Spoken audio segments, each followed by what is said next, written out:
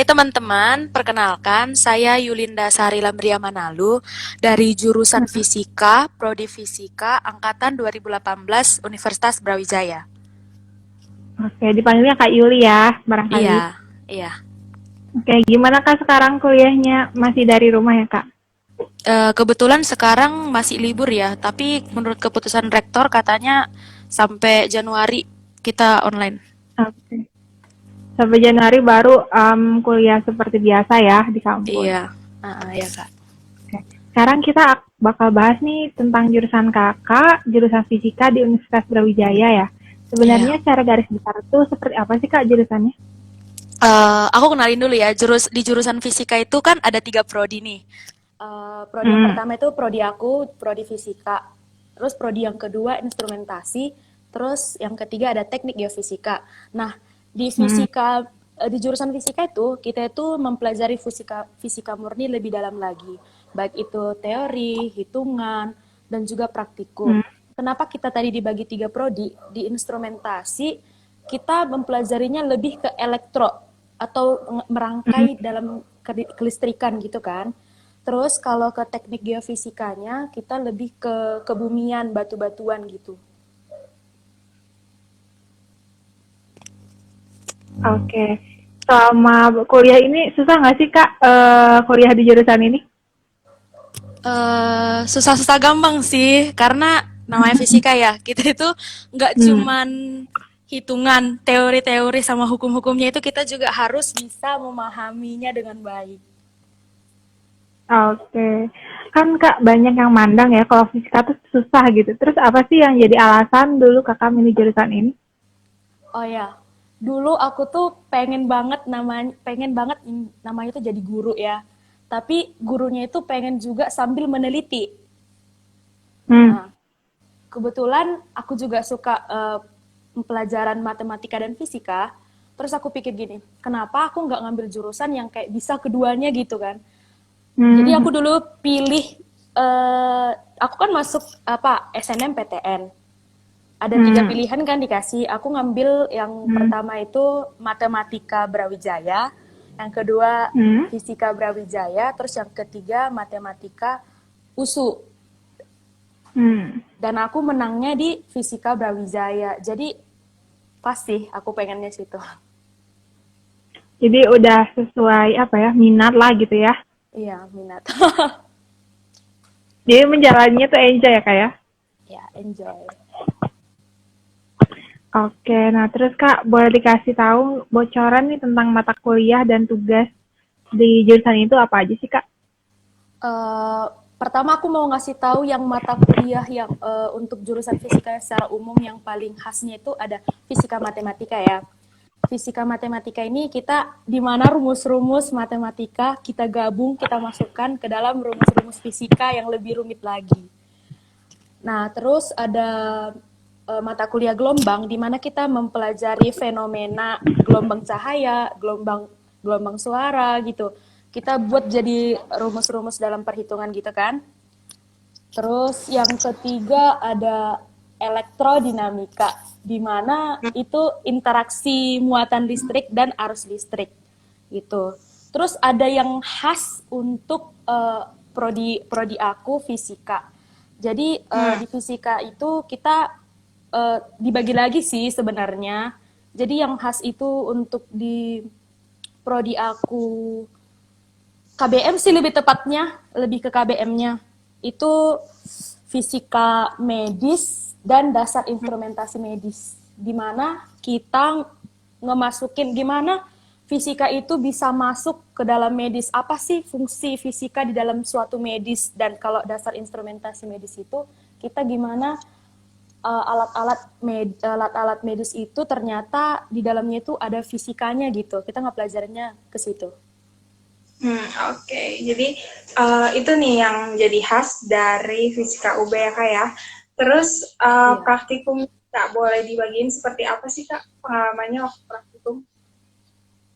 Waktu praktikum yang paling banyak itu pas semester awal ya, karena kita masih pelajari yang dasar-dasar dulu dari fisika dasar satu, terus biologi, kimia, Itu kalau untuk yang dasar. Terus kalau mulai ke naik tingkat nih ke semester 2 udah mulai kayak ke praktikum elektrodinamika di mana kita udah mulai belajar ngerangkai gitu. Lebih ke fisikanya itu ya pas bagian fisika dasar 1, fisika dasar 2 sih dan elektrodinamikanya. Oke, terus praktikum atau mata kuliah yang paling berkesan nih selama kuliah di fisika ini apa nih Kak? Boleh dibagiin Kak? Fisika, matematika 1, 2, dan 3. Susah sih itu. Kita matematikanya harus kuat banget. Gimana ya? Harus kuat lah biar kita bisa ngelanjut dari fisika matematika 1, fisika matematika 2 sampai fisika matematika 3. Ini yang paling susah dan yang Oke, paling itu berkesan. yang paling susah dan itu berkelanjutan ya Kak ya? Iya, berkelanjutan. Jadi dari dasarnya tuh emang harus benar-benar paham ya Kak ya? Iya, harus benar-benar paham matematika dasarnya dan fisika dasarnya ya. Oke, itu tuh bocoran nih dari Kak Yuli. Buat maba-maba nanti kali ya harus dikuatkan matematika dasarnya. Dan itu mata kuliah yang berkesan nih, kata Kak Yuli ini. Iya. Oke, konsentrasi atau kelompok keahlian yang ada di fisika UB ini apa aja? Konsentrasi di prodi fisika ya, dikelompokkan jadi 3, ada fisika medis dan biofis, terus yang kedua fisika material, terus yang ketiga fisika komputasi. Nah, kalau kita di fisika medis kayak yang aku bilang tadi, kita tuh mempelajari bagaimana sih fisika bisa kita buat menjadi alat alat alat yang berguna atau sebuah fungsi yang berguna dalam kehidupan medis. Dan di fisika material, kita itu mempelajarin alat dan bahan suatu benda gitu. Misalnya kayak bahan pesawat apa sih yang cocok supaya pesawat ini bisa bertahan ketika terbang gitu. Terus ada di fisika komputasi tadi, kita ngepelajari mengcoding tapi dengan konsep fisika. Hmm. Oke, itu bisa diambil di semester berapa, Kak? Sebenarnya di semester 2 udah bisa diambil, tapi menurut ibu bapak dosen pembimbing biasanya disarankan di semester 3 supaya kita bisa benar-benar tahu gitu apa yang kita mau gitu. Oke, kalau kakak sendiri nih milih apa nih? KBM Fisika Medis dan Biofis dong. Oke, kenapa tuh? Karena tertarik atau gimana? Iya, aku pertama waktu kenal itu ternyata aku heran gitu. Ternyata fisika itu bisa ya kita buat jadi suatu yang penting di dalam medis, suatu yang berguna dalam medis. Aku kira cuman ya udahlah palingan kita jadi peneliti doang, ternyata berguna gitu untuk medis. Tertarik. Oke, jadi cakupannya ternyata luas ya fisika itu ya, sampai ke medis-medis juga. Iya, luas. Nah, terus Kak, kalau misalnya mau masuk nih di fisika UB itu jalur masuknya ada apa aja sih Kak? Ada 3 jalur ya, SNMPTN, terus UTBK, sama Mandiri. Mandiri. Kalau bisa diakses di mana sih Kak untuk yang mandirinya terlebih? Bisa dibuka di website UB yang selmaub.ac.id. Oke, selmaub.ac.id itu pasti informasinya terpusat di situ ya untuk yang mandiri Untuk UB ya. seleksi masuk. Nah, oke. Kalau seangkatan nih Kak, biasanya ada berapa orang sih Kak kuota penerimaannya? Kalau untuk aku lebih ke fisikanya kurang lebih 40-an sih. Kalau fisika Oh, doang.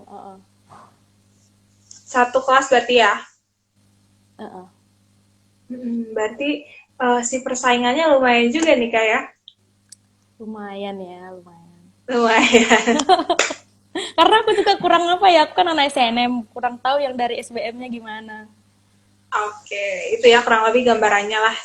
Pasti setidaknya memberikan gambaran juga. Nah, terus selama perkuliahan ini ya, udah ngerasain suka duka di fisika nih. Boleh ngasih tips nggak buat para maba nantinya gimana biar mereka bisa survive gitu di jurusan ini? Eh, yang pertama, kalian tuh kuasain ya fisika dasar dan matematika dasarnya supaya enggak terkecoh di pendidikannya nanti. Terus em, kita tuh harus bisa bagi waktu antara kuliah, praktikum, dan organisasi. Karena sering itu maba kadang lupa waktu gimana ngatur antara kuliah dan praktikum. Kadang mereka keteter lupa ngumpul laporan gitu. Pintar bagi waktu. Oke, jadi apa ya? Kunci juga ya buat pintar belajar-belajar, buat pintar bagi waktu. Nah, Kak, kalau misalnya praktikumnya itu emang biasanya seminggu berapa kali sih, Kak, dan berapa lama gitu? Berapa SKS itu? Maksudnya. Praktikum itu kalau semester biasanya 1 SKS per mata kuliah. Terus sekali dalam seminggu per mata kuliah itu. Tapi setelah praktikum ada laporannya ya, Kak, pastinya. Dan sebelum masuk juga ada tiket masuk berupa dasar teori. Jadi harus benar-benar prepare gitu ya. Prepare Benar, harus banget. benar-benar harus bisa membagi waktu nih. Mm-mm. Oke, Kak, ini juga banyak banget nih pertanyaan tentang prospek kerja dan alumni gitu. Biasanya kerja di mana setelah lulus? Kalau prospek dari KBM ku sendiri ya, ke KBM Fisika Medis, kita itu biasanya ada yang kerja di rumah sakit sebagai fisikawan medis.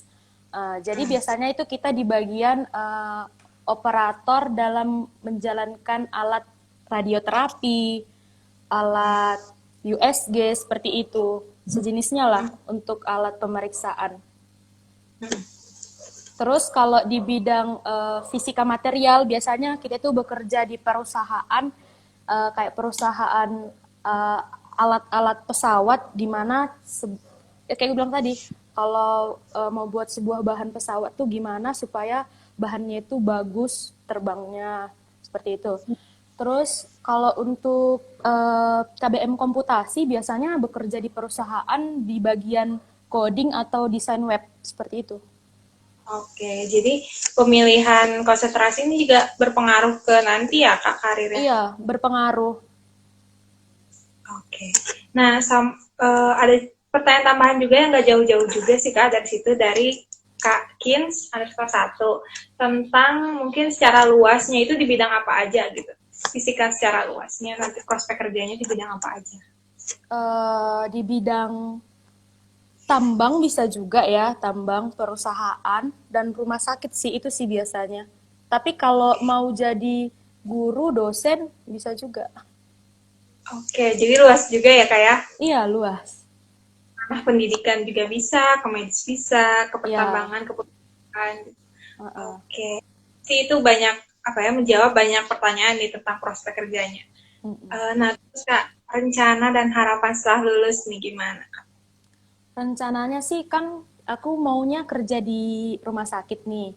Cuman jika ingin menjadi fisikawan medis yang kriterianya itu ada berbagai macam di rumah sakit. Ada yang mengharuskan kita itu mengikuti pendidikan profesi selama 1 tahun dan S2. Jadi Oke. jadi aku rencana ngelanjut 1 tahun pendidikan profesi dan S2. Tapi jika pun tidak terjadi, aku tetap pengen jadi guru atau dosen. Oke, amin. Semoga terwujud ya, Kak. Nah, Ya, ngomong-ngomong tentang profesi nih, Kak, boleh boleh ceritain sedikit gitu, Kak, tentang pendidikan profesi ini seperti apa gitu? ya, maaf. Tentang pendidikan profesinya itu khusus untuk yang mau kerja di rumah sakit kah atau memang ada untuk lulusan fisikanya? Ya, itu pendidikan profesi itu untuk lulusan fisika supaya kita dapat gelar fisikawan medis gitu. Oh, gini. Di rumah sakit Jadi, tuh ada membutuhkan fisikawan medis dan mereka tuh ada berbagai kriteria, ada yang harus S2, ada yang cuman memerlukan dia 1 tahun lagi pendidikan profesi. oke. Kalau misalnya kerjanya nggak di rumah sakit nih, Kak, apa perlu untuk ikut profesi juga atau enggak? Enggak ya? Enggak. Oh, bisa juga sih kita dari KBM Fisika Medis kerja di LIPI, Batan, Oh, Bapaten gitu sebagai oke, jadi peneliti. Banyak, oke. banyak luas banget. Jadi nggak usah khawatir ya untuk yang pengen fisika tapi masih bingung nih mau kemana Iya, nanti soalnya selalu prospek kerjanya itu banyak banget. banget sampai apa berbagai bidang lah berbagai sektor ya tadi kalau dari Iya. percakapan tadi. Oke Iya. nih Kak, ada pertanyaan tambahan dari ALZNN Talita. Kalau kuliah fisika harus pinter-pinter banget ya Kak, katanya gitu.